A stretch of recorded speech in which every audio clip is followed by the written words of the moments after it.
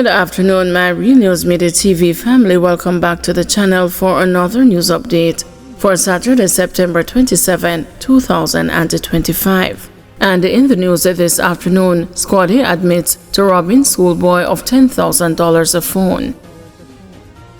A St. Catherine man who pleaded guilty to robbing a schoolboy of a cellular phone valued at $10,000 is to be sentenced in the parish court on November 14, 2025.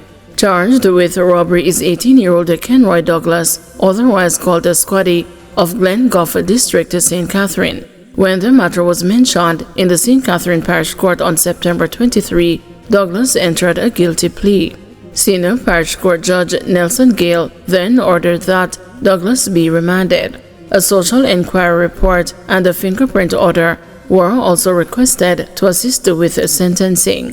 The facts are that on Friday, September 12, the complainant was walking to school in Glen Goff, St. Catherine, when he was held up and robbed of his charged cellular phone by Douglas, who was armed with a knife. The complainant made a report at the Glen Goff police station and an investigation was launched. A search was later conducted at Douglas's home where the cellular phone was discovered. He was arrested and is subsequently charged with robbery following a question and answer session. More rain forecast for Jamaica this weekend. Increased rainfall is in the forecast for Jamaica this weekend. This is due to a broader trough associated with a potential tropical cyclone 9 located near the eastern tip of Cuba. The Meteorological Service of Jamaica says, although this area of disturbed weather is moving northwestward across the Bahamas, unstable weather conditions across Jamaica are expected to continue into this weekend due to an induced trough.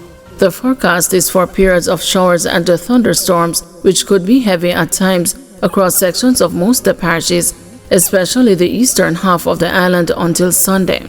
A flash flood warning has been issued for low-lying and flood-prone areas of all parishes effective until 5 a.m. Sunday. Fishers and other marine interests, especially on the south and the northeastern coast, are being told to exercise caution as sea conditions will deteriorate in the vicinity of showers, thunderstorms, and strong gusty winds into Sunday. Treadway's community on edge after rape of 7-year-old girl. There is anger and disbelief in the community of Treadway's Lindsay St. Catherine after a 7-year-old girl was reportedly raped while on her way from school Thursday afternoon. The residents say the suspect, who is in police custody, is an outsider. He was reportedly positively identified by the child. The child related the traumatic ordeal to a motorist and was taken to hospital. She was medically examined and it was also reportedly confirmed that she was drugged by her attacker. Her father explained to the news on Friday morning that his daughter would usually be picked up from school but did not see her driver, so she walked. A resident who assisted the young girl said the community is on edge after the incident. The sight that I saw the little girl yesterday in, it pains my heart. So most of the time when they come from school, they walk from the bus stop to here. And it could be one of them today. I've been growing up here, I don't see anybody do that. And I don't see anybody who really look like a pervert. So it is shocking to the community. And right now it's not even stabilized.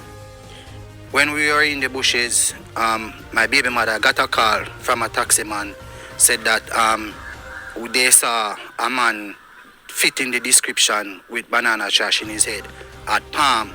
On our way to Palm, we passed him at a wholesale, but we never knew it was him. So we tried to find out which taxi picked him up. We run down the taxi, bar the taxi, and get him out. As we approach the taxi, him start bawl out, "Anna me, Anna me, Anna me." So we started to say, "Anna, you do what?" So we pull him from the taxi and take him back to the community. The community come together because I never knew that so many people living in Treadways. Driver in deadly Clarendon crash ordered to pay $2.4 million. Karoom Wint, the driver of a vehicle in which 2 students were killed in a crash in Clarendon last year, was on Friday ordered to pay $1.2 million to the family of each victim for a total of $2.4 million.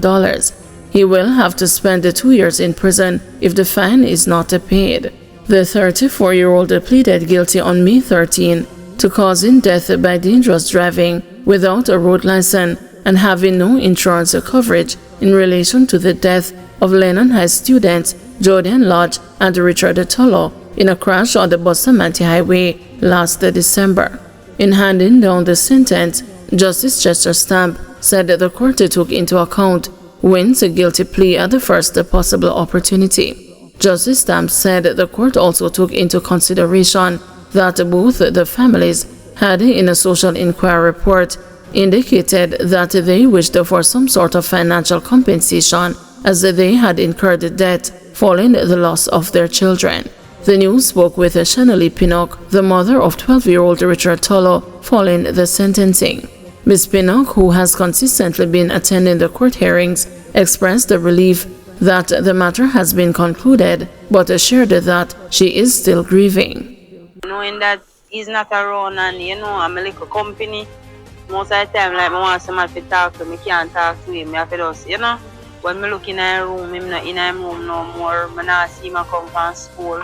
When I see the kids them go out in the early morning, I'm not part of them. Yeah, it's stressing still, I tell you. I now get over this thing now still, I tell you. I'm my best friend and everything that. Greatest thing is over, yeah, man. Teenager who admitted to making false sexual assault complaint charged. Investigators in the St. Catherine North Police Division have charged a 16-year-old girl with creating public mischief after she admitted in court that she lied about being sexually assaulted by a 40-year-old man. The teen was formally charged on Friday. She was arrested after the accused was freed in the St. Catherine Circuit Court on September 18. The man had been charged with burglary, grievous sexual assault, and sexual touching, among other charges. During the trial, the teenager told the court that she lied because the man did not return her affection. As a result, she was taken into custody on the order of the court. A court date is being finalized for her appearance. Guys, thank you for watching. See you this evening at 6 p.m. for another news update.